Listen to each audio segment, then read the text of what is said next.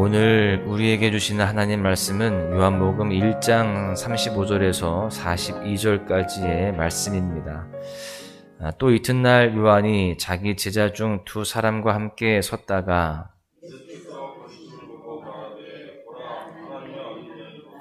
두 제자가 그의 말을 듣고 예수를 따르거늘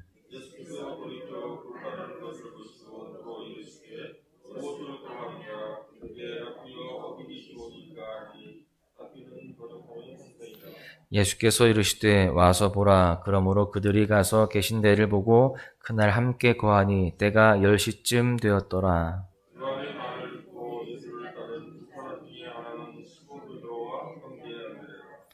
그가 먼저 자기의 형제 시몬을 찾아 말하되 우리가 메시아를 만났다 하고, 메시아는 번역하면 그리스도라. 데리고 예수께로 오니 예수께서 보시고 이르시되 내가 요한의 아들 시몬이니 장차 게바라 하리라 하시니라. 게바는 번역하면 베드로라. 아멘. 오늘 말씀에는 예수님의 첫 제자들이 등장을 합니다. 본문 35절은 또 이튿날 이러한 표현으로 시작이 되는데요. 어제 보았던 29절에서 34절까지의 말씀이 있고 난 다음 날에 이야기를 시작하고 있는 것입니다. 29절에서 세례 요한은 예수님을 처음 보았을 때 예수님을 향하여서 세상 죄를 지고 가는 하나님의 어린 양이라고 선언을 합니다. 이 선언은 예수님께서 죄를 대속하기 위해서 십자가에 달려 죽으실 것을 예표하는 것이죠. 그리고 다음 날 두 제자와 같이 있을 때 예수님을 향해서 하나님의 어린 양이라는 말씀을 다시 언급을 합니다. 그 말을 들은 두 제자는요, 적극적으로 반응을 합니다. 37절의 말씀을 보십시오. 두 제자가 그의 말을 듣고 예수를 따르거늘. 두 제자가 세례 요한을 두고 이제는요, 예수님을 따라갑니다. 그 전까지는 세례 요한을 따랐는데 예수님께로 나아가는 것이죠. 두 사람 중 한 사람은 베드로의 형제였던 안드레였습니다.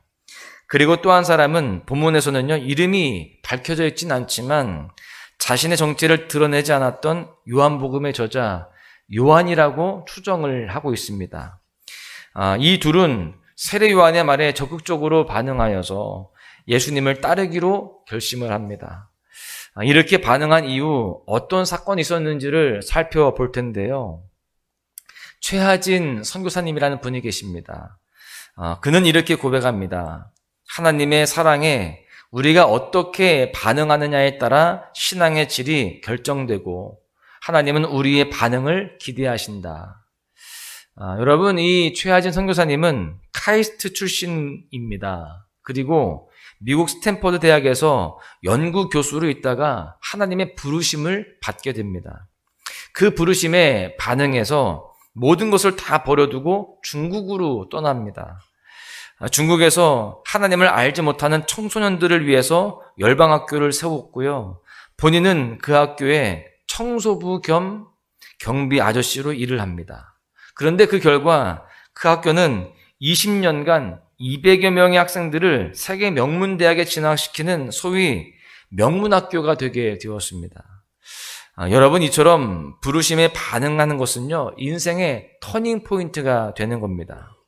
오늘 본문에 하나님의 부르심에 반응하여서 이제는 세례 요한이 아니라 예수님을 따르기로 결심한 두 제자는 자연스럽게 예수님과 대화를 이어가게 됩니다.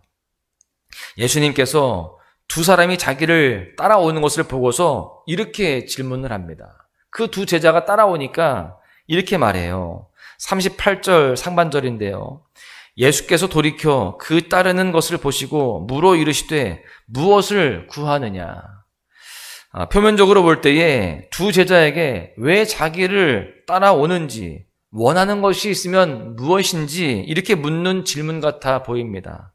그런데 이 예수님의 물음에는요, 더 깊은 의미가 포함되어 있습니다. 이 질문은 요한복음에서 예수님께서 하신 첫 번째 말씀인데요. 이 질문은 단지 자기에게 오는 제자들에게 던진 질문이 아니라 예수님께 오는 모든 사람들을 향하여서 궁극적으로 무엇을 원하는지를 그렇게 묻고 계시는 겁니다. 여러분, 우리가 이 대목에서 잠시 이 질문을 우리에게 적용해 볼 필요가 있습니다. 이 질문을 예수님께서 우리에게 하신다라고 한다면 우리는 뭐라고 대답할 수 있을까요? 이 새벽에 남들 다 자는 시간에 이 자리에 나와서 원하는 것이 무엇이냐? 무엇 때문에 여기 나와 있고 왜 나를 믿는 것이냐? 이렇게 물어보신다면 여러분은 뭐라고 대답을 하시겠습니까? 이 질문에 어떻게 답하느냐에 따라서 우리의 신앙의 현주소 또한 신앙의 수준을 확인할 수가 있을 겁니다. 여러분, 그렇다면 제자들은 어떻게 답했는지를 확인해 보겠습니다. 38절 하반절인데요. 이르되 랍비여 어디 계시오니까 하니, 랍비는 번역하면 선생이라. 제자들은 오히려 예수님께 반문을 합니다. 선생님, 어디에 계십니까?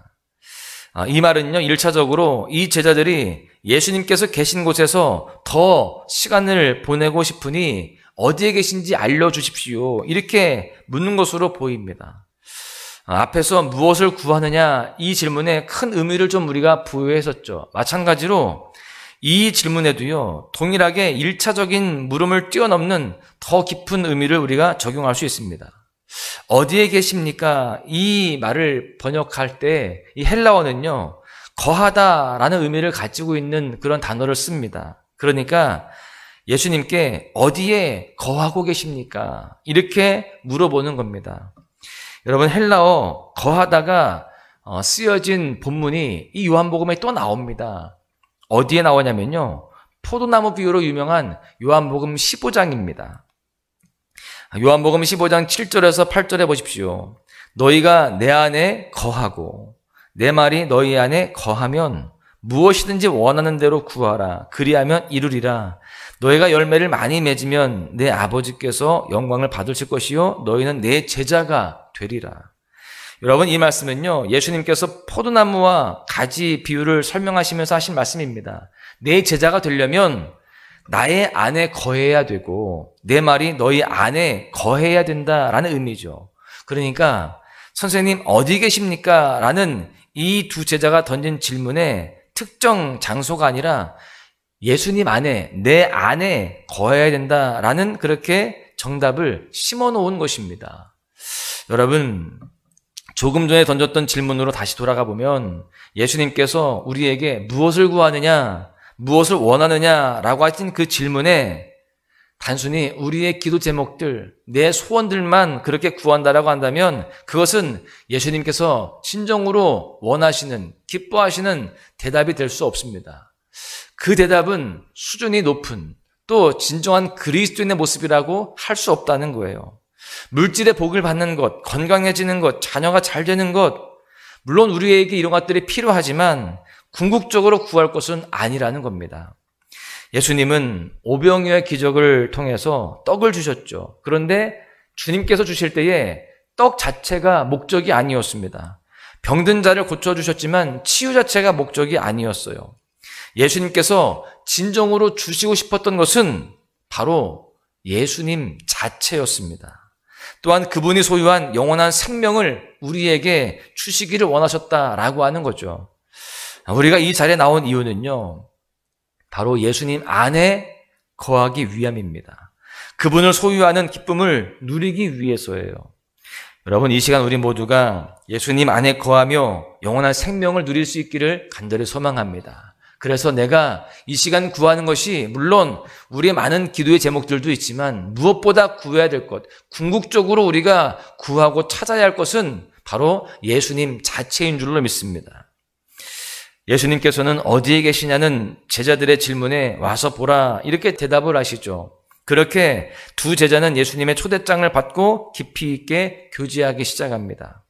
주님과 직접 교제하고 난 후에 한 제자가 적극적으로 반응하죠. 40절에서 41절을 보십시오. 요한의 말을 듣고 예수를 따르는 두 제자 중에 하나는 시몬 베드로의 형제 안드레라. 그가 먼저 자기 형제 시몬을 찾아 말하되 우리가 메시아를 만났다 하고, 메시아는 번역하면 그리스도라. 안드레는요, 예수님과 나눈 대화 내용을 말하지 않고는 견딜 수가 없었습니다. 그래서 그는 자기 형제 베드로에게 가서 내가 메시아를 만났다라고 말합니다. 여러분, 이렇게 지금 베드로를 데리고 오는데 이렇게 해서 예수님의 수제자 베드로와 예수님이 만나게 되는 겁니다. 여기에서 우리는 하나님이 우리에게 주신 전도의 사명을 어떻게 감당해야 하는지 그 해답을 얻을 수가 있어요. 전도는 누군가 시켜서 혹은 강요에 의해서 하는 것이 아닙니다. 예수님을 진정으로 만난 사람이 보이는 자연스러운 반응이다라고 할 수 있어요. 예수님과 깊이 있게 교제한 사람은요, 예수님을 전할 수밖에 없습니다. 본인과 가까운 사람들에게 자기가 만난 예수님을 자랑할 수밖에 없는 거죠. 사실 우리는 전도를 어려워합니다. 그러나 우리가 알아야 할 것은 전도는 상대방을 설득하는 것이 아니에요. 내가 예수님을 만나서 어떻게 변화되었는지 그것을 먼저 인지합니다. 그리고 나서 나를 변화시킨 예수님을 누군가에게 소개하고 예수님께로 데리고 오는 것이죠.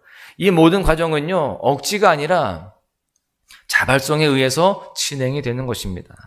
바라기는 우리 모두가요, 예수님과의 진정 그런 온전한 만남을 통해서 예수님을 전할 수밖에 없는 그러한 삶, 주님을 증거하는 증인된 삶을 살아갈 수 있기를 간절히 소망합니다. 말씀을 정리하겠는데요. 오늘 말씀에는 부르심에 적극적으로 반응한 두 제자가 등장을 합니다. 이들은 그동안 자기가 따랐던 세례 요한을 뒤로하고 예수님을 따르기 시작합니다. 세례 요한이 기다리던 메시아가 바로 예수님이셨기 때문이죠. 인간적인 정과 사람들의 시선을 생각하지 않고 지금 부르심에 적극적으로 반응을 하는 겁니다. 여전히 사람들은 세례 요한을 더 많이 따르고 있습니다. 그리고 인간적인 정으로 보자면 세례 요한을 따르는 것이 맞죠. 그런데 지금 부르심에 적극적으로 반응을 하여서 그들은 이제 예수님을 따르기 시작합니다. 그랬을 때에 진정으로 갈망하던 메시아를 만나게 된 것이고요. 또 궁극적으로 구해야 되는 것이 예수님 자체임을 깨닫게 되었습니다. 여러분, 그 가운데 그들은 누군가에게 말하지 않고는 참을 수 없을 만큼 큰 기쁨의 그 은혜를 소유하게 되었고 또 실제로 그 복음을 증거하는 자로 살게 되었습니다. 사랑하는 소망 가족 여러분, 오늘 하루 우리 모두가 예수님의 부르심에 우리 모두도 적극적으로 반응해야 할 줄로 믿습니다. 주님 자체를 더욱 구하고 주님만으로 만족하며 예수로 살아가시기를 바랍니다. 그 가운데에 그 주님을 증거하는 삶으로 나아가시기를 바라요. 그럴 때에 하나님께서는 우리가 생각하지도 못한 큰 계획을 보여주시고 큰 은혜를 부어주실 줄로 믿습니다. 오늘 하루가 그렇게 하나님의 큰 은혜를 누리는 복된 날 되시기를 주님의 이름으로 간절히 축원합니다. 모든 상황 속에서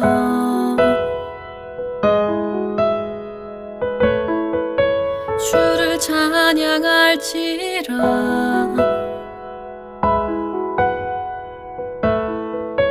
주는 너의 큰 상급